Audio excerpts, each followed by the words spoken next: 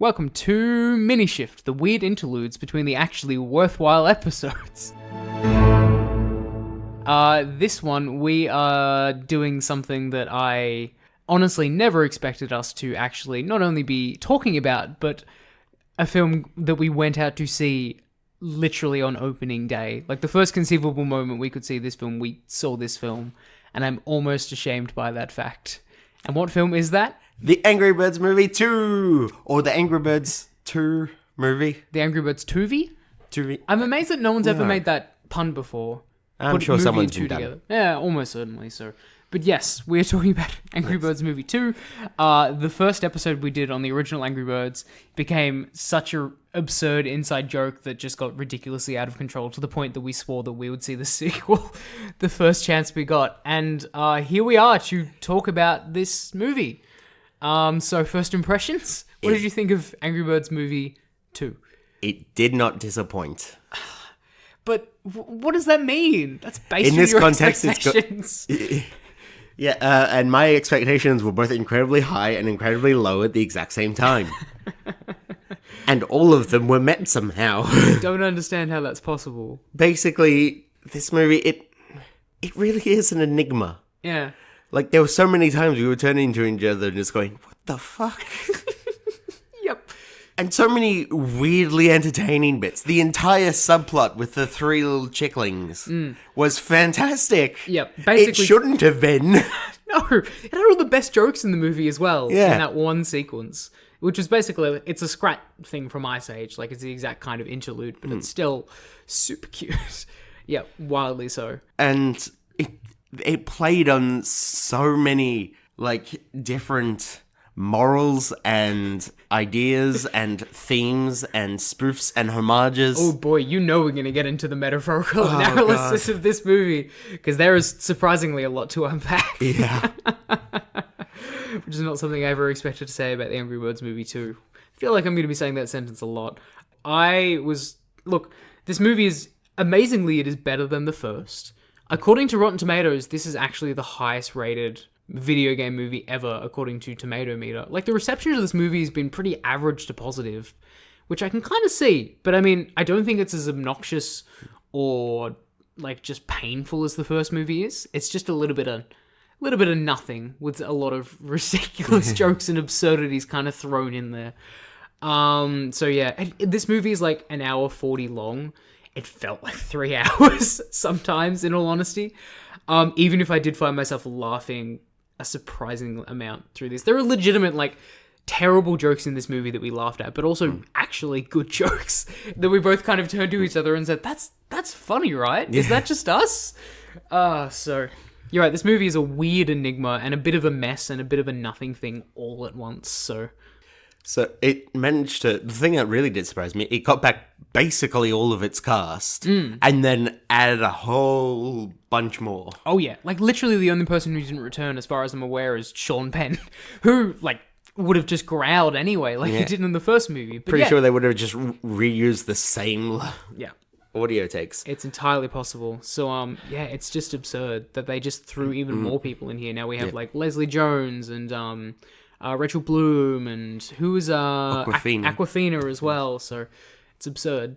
And they all have, like, really minor roles, like just a handful of lines here and there, and then that's it. So it's really silly. Is there anything else explicitly we want to talk about in non-spoilers before we start diving deep into the thematic analysis of this film? It's kind of hard to... Again, this movie is such a mystery that, like, even thinking back to it, I'm like, it feels like it's 3 movies wrapped in one. And now I can't work out which parts are spoilers and which parts aren't, because I'm looking at a trilogy condensed into an hour and 40 minutes. Sure. It's, look, I mean, if we were going to sort of broadly say, would you... To a layperson who doesn't have the same perpetual inside joke about Angry Birds that we clearly do, would you recommend this movie to them? Because I probably wouldn't. It would be close. It'd be like it'd be on the line to the point where, like, people, I would say, oh yeah, like, you wouldn't hate it if you saw it, but I also actively wouldn't go out of my way to say this is a fun enough movie that it is worth seeing, especially worth seeing in the cinema at full price like we did. I think it's all going to be very dependent on who it is I'm recommending it to. Sure. If it's to one of my cousins and their children, this is great for kids in the sense that it's full of high energy, bright colors. There were a couple of kids in the theater who were literally dancing in the aisles to some of the musical moments we will touch on. The musical moments, that's a whole other can of worms. And there's enough for adults to not be completely dissuaded. Sure. Like we mentioned with the first one, actually, I think they got better, the blend of sort of adult references to childish subtext. 100%. The balance is much, much better in this movie. And there's also, there are still adult jokes and jokes that only adults will get, but they're not on the same respect of Shrek, and like they're absolutely crude and like kind of obtuse in the same way that like the 50 Shades of Green joke in the first movie and that sort of thing. Like it feels like there are definitely lines and such that only adults will get, but it's not to the same silly extent. So, like playing off on that, this is a small background joke, so it could be considered a small spoiler. But instead of going for a very adult book reference, they went with Crazy Rich Avians. Which is still an adult book reference, but it's just going to be a light chuckle from the parents. There's no real dark under meaning there. And it's one that even kids might be able to pick up on, given the fact that the movie recently came out and was massive. Yeah, exactly. So like it's that sort of, not necessarily toning down the references, but it feels like a better blend of references. And Crazy Rich Avians is just a quality pun all around in a way that 50 Shades of Green was just painful. So, no, absolutely. Great. Do we want to go into spoilers then? Sure. Warning! This podcast contains spoilers. Listen at your own risk. Spoiler, blah, blah, blah, blah, yada, yada, yada. So this movie, in so many respects, this frankly just feels like an Illumination knockoff, and that it just took all of the tropes and all of the things that people apparently like about the Despicable Me franchise and threw it into this film. Like even to the way the text shows up on the bottom of the screen, that kind of spy hunter kind of esque thing. They're putting together a team. There's even that really weird gadget scene that goes absolutely nowhere. The submarine. I did find the submarine kind of cute. And did you see it had little legs on the bottom of it? Yeah. That was a kind of a funny design, I thought. But yeah, that in combination with the Ice Age references to like Scrat and things like that with the subplot, I'm like, there's a lot of weird and kind of funny influences in this movie, which makes it, I think, plot-wise just there. Yeah, I guess. I kind of feel that. Yeah. I don't think it went full Illumination in the sense that it didn't ruin one of the best bits about it, like Illumination did with Minions, and it didn't overplay its hand on the actual funny stuff. That's true. Yeah, it is more toned down. Well, not toned down, it is more restrained than the use of the Minions in the Despicable Me franchise, certainly. Yeah. And I feel like with those, there was weirdly a good sense of character development for more than just Red in this sense. In what sequels should do, it adds on to the background character information that you get on everyone else of that team to enhance it rather than just more for the sake of more. Sure. Especially with the character of Chuck and his dealings with his sister and his best friend and that whole weird romantic subplot. And yeah. Actually found that more interesting, like Chuck as a character, than I ever thought I would watching the first one. Yeah. I think it's a solid sequel in that respect, and that it knows how to build on the groundwork as bad as it was in the original movie, but it still builds on that groundwork in a way that I think you're right is actually surprisingly satisfying. Like Red has a fairly, like, perfectly acceptable arc that I've seen in so many other films before, and we'll obviously get into the meaning behind that in a bit, but I think it just works. It's just functional to a point that it's totally fine. I think kids are going to get the right things out of it. I don't think characters are any particularly unlikable, and yeah, you're right, I think they add enough to this, making it almost a weird ensemble cast of just quirky characters, which is clearly what they're going for, and I think that largely works. So do we want to talk about the actual explicit plot this time? Let's we've just been putting this off the whole episode so far, but we really want to talk about, just like how the first movie was like this weird, twisted metaphor for colonialism. I think there's actually a number of ways you can interpret this movie. So to bring in kind of David Baldwell, who's like a really highly regarded film theorist, talks about there being 4 levels of meaning when it comes to film. There's referential meaning, which is just what happens on screen.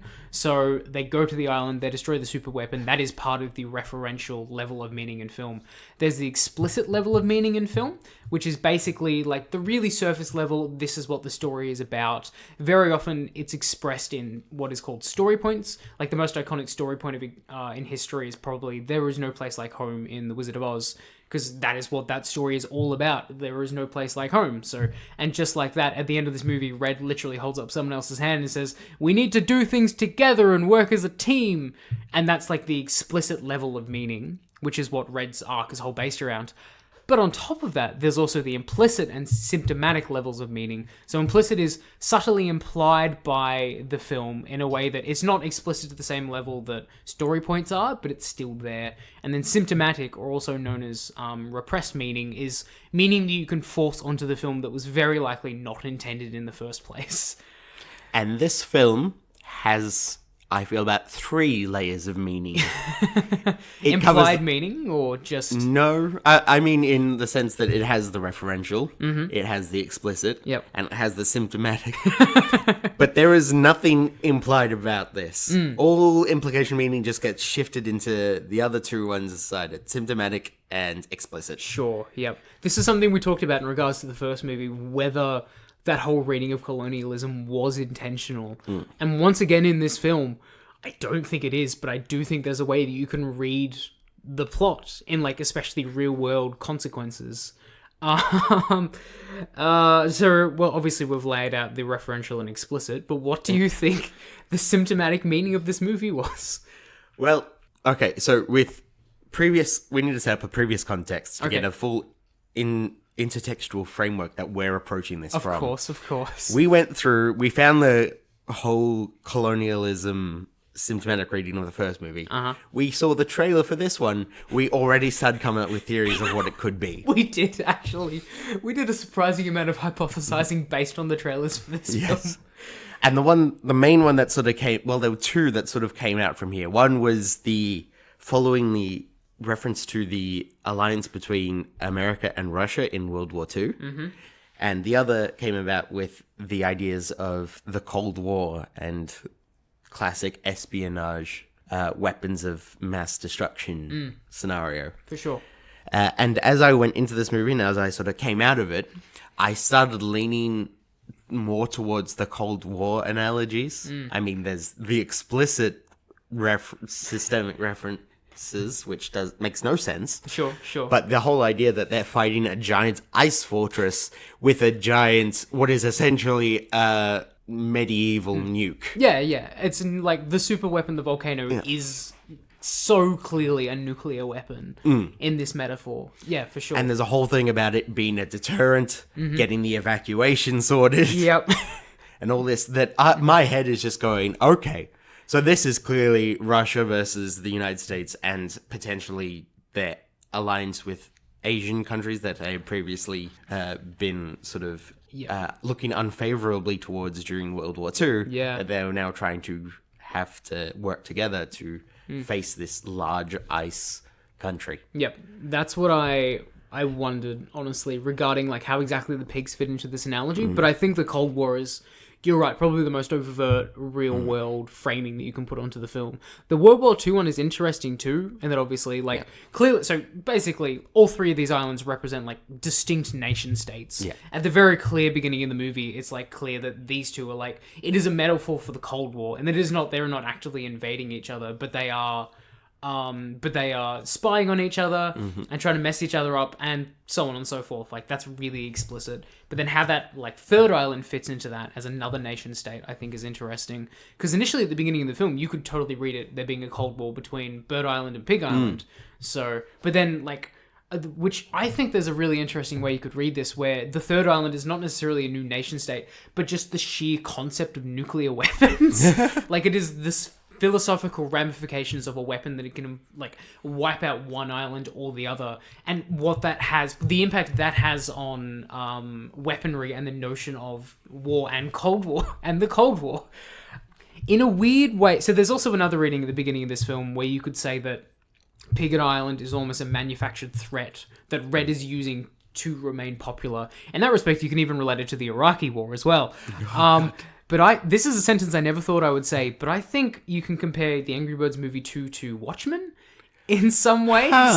In that, Ozymandias' plan in Watchmen, Yes. basically, is that it's in the height of the Cold War, tensions are ridiculously high, and the way to resolve those tensions Is to manufacture a common enemy. and therefore make them bond over differences and unite the human race in opposition of something else. The difference in that fact is, in Watchmen, it is a giant squid from another dimension, but in here, it is another island. Like, it is a legitimate threat, but the same arc essentially applies. I mean, am I crazy? Like, that's kind of what it is. I mean, it makes sense, but I don't know whether that's because it's logical or because I've gone crazy too. It's hard to tell when it comes to these movies. Yeah. But, I mean, honestly, that was the first thing I thought of, was like, oh yeah, it's like two nation states uniting against a common threat, and that's what happens at the end of Watchmen. So, which is wild. Yeah, I mean, it doesn't have the same horrific ramifications that the end of Watchmen did. Well, I mean, it gets close. It does. That scene of Bird Island being wiped out at the end, like, they try and play it for laughs that everyone's running for their lives and going around, and the mime misses and then gets hit and everything like that. But that's like nuclear weapons raining down right there, not even subtly. So. There's a lot of death in this movie. Yeah. I'm really interested in the kill count, honestly. Yeah, that'd be a fun number. Not only for Bird Island, but for the Ice Eagle Islands, when they just basically fire back every single nuke straight into the core of the island. Yeah, God, that's a very good point. Is that a metaphor for Chernobyl? Oh, God. What is the cost Yeah, of that lives? kind of actually is, especially if you go back into the whole trying to fill ice with lava and it not working, and multiple times they've assessed that that is not a viable option, and in multiple times during the big heist as they're loading up, things went wrong. It's nuclear weapon testing. Yeah. Yeah. This is... Oh, God. Hell, they even have the silencing of the first engineer through torture. Oh shit, you're right! I didn't even think about that. That is such a Soviet thing to do. Yeah. Oh, what is the cost of lies? There you go. The Angry Birds movie 2 is like a companion piece to Chernobyl. Oh, God. The limited series, which people should see if they haven't. It's very good. But, yeah, there you go. Multiple levels of meaning. I mean, we should stress that we think all of this is entirely symptomatic. Like, this was almost certainly not intended by the writers. You say that, but it's hard to pick. I mean, even When the it's- genre conventions that it's playing for, it is ideally going for a heist/spy film. And if those aren't associated with the Cold War more than any other genre, I don't know what is. It's true. It's true. I don't know. It's very interesting, and I don't think. I'm trying to figure out, like, if this is what it is about, then what is its ultimate, like, resolution? What is it trying to tell us about the Cold War and this sort of nuclear ramifications? Because at the end, like, the villain becomes a good guy. Like, they marry, like, she gets married to Mighty Eagle, and... The symbol of American... Yeah, the literal... Oh, God. It's about the collapse of the Soviet Union, and the Soviet Union turning to democracy. Yeah. Yeah, I mean, she literally marries a bald eagle at the end of the movie. Like, that's wildly unsubtle. Yeah. I don't know what else. I'm really scared, though, given the current political climate with Russia Angry going... Birds 3. There's not going to be an Angry Birds 3. No. There is not. No, this movie did not make enough money. Or any But- money at all. Yeah. If, by some magic... wishing stone, I guess, or like a genie in a lamp, and we do get an Angry Birds 3, trust us, we will be going opening night. Oh, God, of course we will. Hell, we're going to try and break into the premiere if we can. But, yeah, man, this movie is boring and also kind of funny, but still weird. But I don't... I think the fact that we can study it at this level or not necessarily level. Like, it's not like we're reading psychoanalytically into it. We're just comparing it to real world scenarios. But it still adds such another level of interest into a movie, which is, especially the first one, is just a whole pile of blat.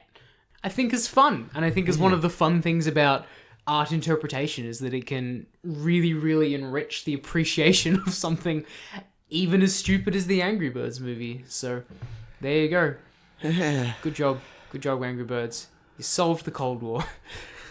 And you broke us.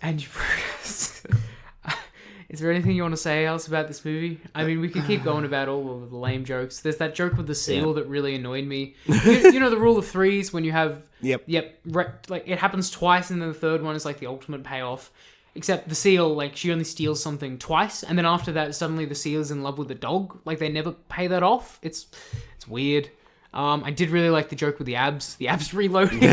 Down girl. That was quite funny. Oh, the musical interludes. We got to reference the musical interludes. Every single, like, the most boring musical references and cliche references you can imagine in a film is in this film. So, yeah. Even ones you really aren't expecting. Uh-huh. Like, following up a great joke of taking out the guards. Yeah, And by taking them out for drinks. Yep. That is a great joke. And then immediately ruined by a Baby Shark reference. Yeah, which they continue to sing later as well. Yeah. Like, that one even Back kept to work. recurring. Yeah. What the hell? Oh, it's absurd. So it's one of those lazy, like, contemporary references that they're just going to jam in for the kids. Yeah. But some of the other... We Need a Hero, The Final Countdown... Does Ice Ice Baby show up in the film? That was in the trailer. No, don't remember. they mentioned the fact that they only listen to Vanilla Ice, Iced Tea, and Ice Cube. That's right, yeah. Which I didn't mind. I thought that joke was... It was better than them just playing the songs. Yes. So. But, I mean, just... It's ridiculous. Over and over again. Like, every single time. Like, you imagine, like, the most generic... like, choice you can make. Like, even... Like, there's a breakdancing competition, and they use Axel F as the song for it. I mean, honestly, like, it's... Ugh. God. Do you want to talk about the giant mascot? Because we can read a lot into that as well. Ugh. What, I mean, like, body dysmorphia or something like that? Yeah, the idea of the post-human, or in this case, post-bird. That's too far. That's too far. I don't want to get into the cyborg. The bird looks like something, and the entire movie, I'm like, what is that thing? Why does it look so familiar, and why do I hate it so much? And I can't place it. Me too, actually. I was thinking that there's something about its mouth, and like Exactly. the fact that it has teeth in the bill is weird and unnerving. It looks like one of those dolls you would buy for a kid, basically, except it's just off, like, it's the cheap, like, knockoff version of the doll, and therefore its face is just warped in this slightly weird way. And it's, like, coloured wrong. Yeah, but not weird enough for it to be creepy, just weird enough for it to be weird. Unsettling. Definitely unsettling. Uncanny. Yeah. Uncanny is the right word for it. However uncanny you can be in an animated movie. It's true. Hey, Uncanny Valley still exists in animation, so... Yeah, but that's going to a particular point of looking like a human. This was far from that. Looking more like an eagle. Yeah. God. Is there anything else we want to reference about this movie, then? I mean, I think... Look, I mean, we could keep going, but this is still a Minishift. We should do a full episode on this. Yeah, we're going to have to, aren't we? We will. I mean, like, Silver, like the new character, she's based off someone from the games. Oh, is she? Yeah, she showed up in Angry Birds 2, I think. Okay. Yeah, so, I mean, there are definitely other things to talk about in that respect. Yes. A lot of it's going to be similar to the first movie, but I would be more than okay with doing a longer breakdown of this sometime in the future. But until then, this is our initial thoughts of Angry Birds Movie 2. Feel free to email us at mediumshift@gmail.com. We would love to hear your own personal interpretations of this movie. If we get enough, we will happily even do like a continuation of this Minishift and revisit some alternate theories, which would be super fun and super weird. And I still don't understand an academic thesis entirely based on essays on the Angry Birds Movie 2. How has this joke gotten so far? Neither of these movies deserve this much attention from anybody, let alone us. Look, if I get kicked out of my uni course, this is probably going to be the reason why. Because you keep trying to shoehorn Angry Birds into everything? Yep. Yeah. Or they're just going to find this episode and just go, yeah, no, he clearly is out of his mind. It's true. No, not the you're out of your mind. The fact that... Oh, but yes. After this movie, I'm out of my mind. Sure. Well, until next time, if we're still lucid enough to do another episode, fare thee well. We're gonna need a bigger slingshot.